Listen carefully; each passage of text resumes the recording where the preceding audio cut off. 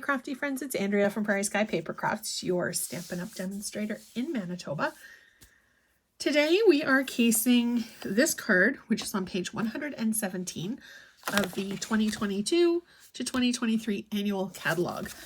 I love the tone-on-tone look. I wanted to use pencil crayons today, so that's what we're doing. We will be using the Butterfly Brilliance stamp set, Memento black ink to stamp with, some coloring pencils to color with, and we'll see where else the journey takes us. All right, so I'm just going to move that out of the way. I'm going to grab my stamp. I am stamping on Kraft, which is available. It's a 6x6. And really a little dab will do. Yeah, I'm using the entire 6x6 sheet. Then I'm going to cut it down because I haven't quite decided what I'm going to do. Now you could totally use your Stamparatus for this. I prefer laying my stamp flat and then applying the paper. So I go from one side to the other side and then just rub. You want to make sure that you get all of the areas. Plus you want to make sure that your paper's not moving while you're rubbing the ink onto it. Lift it straight up, and there you go, we're done. Move this off to the side. And you know what, we're gonna trim and then we're gonna color. So the card base that I've chosen, Pacific Point, it's our standard size, 5.5 by 4 1/4. So we're going to trim about half or 1/4 inch. So we will be losing some of our butterfly wings. And then we're gonna do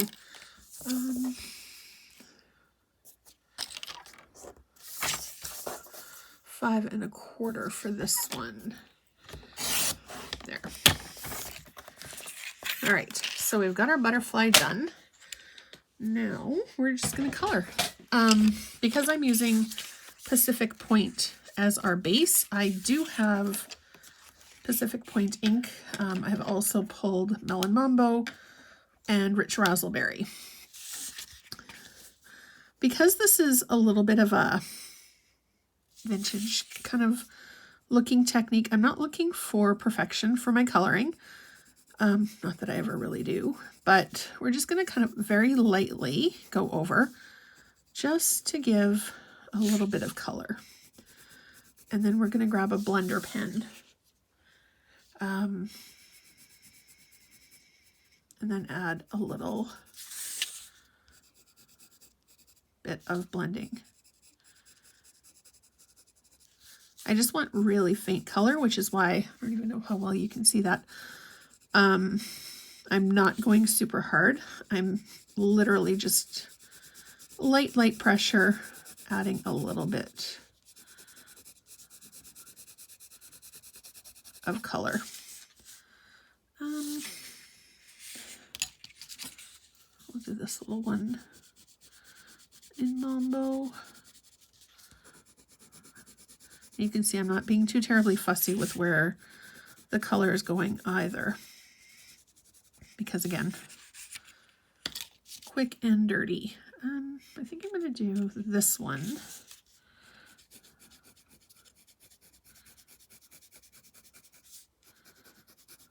Just a very faint application of color. Can barely see where I'm coloring.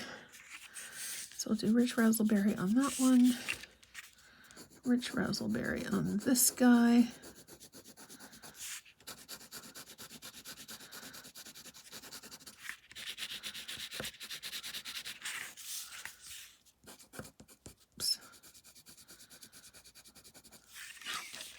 And then we're going to highlight this one with more of the Pacific Point. And again, like I said, it's going to be super faint.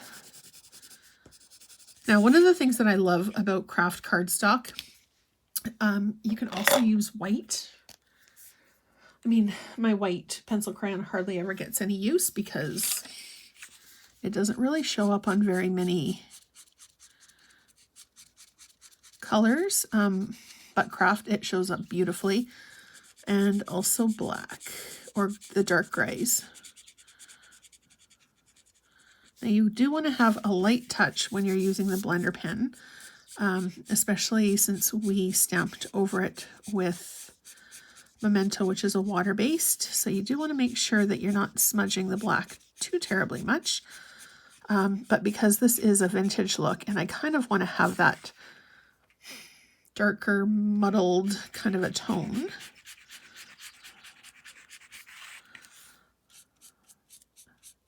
I thought it would be perfectly fine for this use. Now, you can see that it is the blender pen goes on darker, but it's only because the paper is absorbing the liquid. It does evaporate. Color our big guy here. And the blender pen does a great job of hiding some of those streak marks that you get when you're coloring. Now between colors, I did brush off so that the color didn't transfer from one to the other.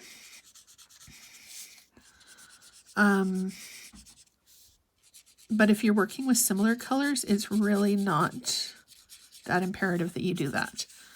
Although, I think I've told this story. Once upon a time when I was teaching classes, somebody had done a dark color and then forgot to clean off their blending brush, and the next person did a light color. We had to restamp and redo. But that's why there's two sides to every project. Make a mistake on one, flip it over, and start again. All right. Quick and dirty coloring.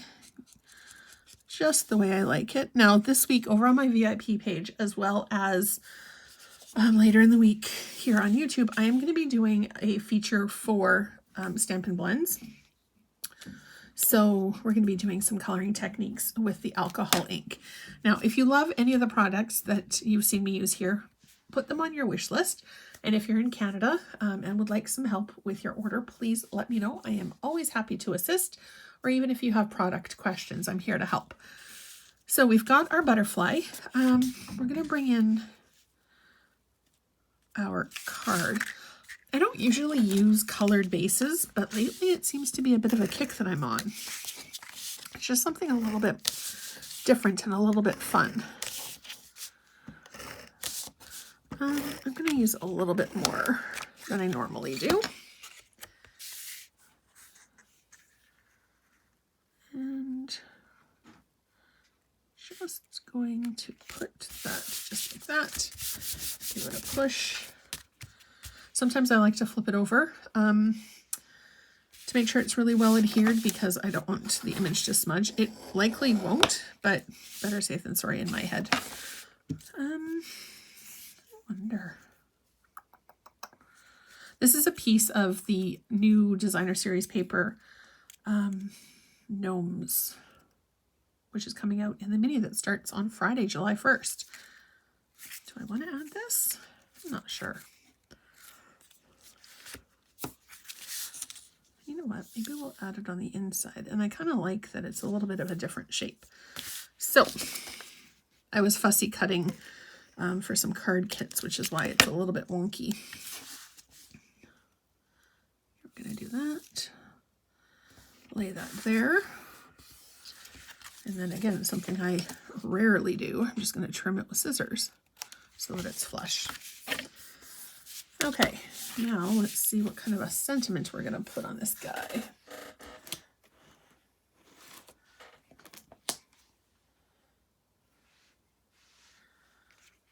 You know what? A little note of thanks.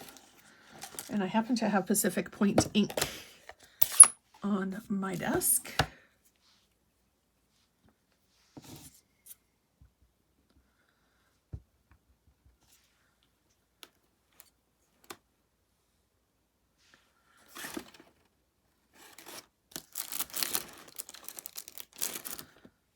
I need to double check and see what stamp set this is from, because it was just floating on my desk. Oops. That wasn't a great impression, was it? Let's try again. There we go.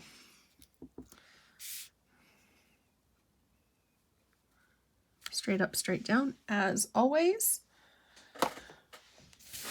And then close our ink pad, and then we're going to add a little bit of bling to this guy. What have I got handy here?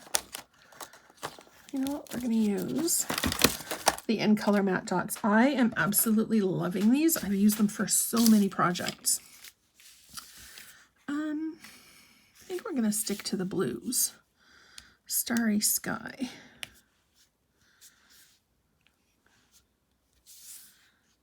And then we'll do a little bit lighter here. I love the small dots. And then we'll do one down there. And we need one more because I like odd numbers. So we'll do the, where are we going to stick this guy? I'll stick it right there. All right. So there you've got it. This is my interpretation of the sketch that was on page 117 in the annual catalog. So the layout is roughly the same. Coloring pencils were used. Thank you sentiment, different application, but it's all good. The catalogs are an amazing source of inspiration and ideas. And if you ever get stuck, just take a flip through. You don't need to look at the products. You just need to look at the pictures. And then sometimes the way that things jump out at you can turn into a completely different idea. I actually flip through the catalog several different ways. I go front to back to front, and then I turn it upside down and then do back to front and front to back, because sometimes just looking at things differently can give you a totally different spin on events. If I get frustrated with a card, sometimes all I do is throw the components on my desk, walk away, and the idea when I come back is fresh in my mind. And sometimes even knowing what colors I want to use, putting them together, putting them with different designer series papers. There's infinite possibilities in the catalog. So I hope you'll have a flip through and, excuse me, get inspired. As always, I'm here if you need any help. Thank you so much for watching, and I hope you have a great rest of your day. See you soon.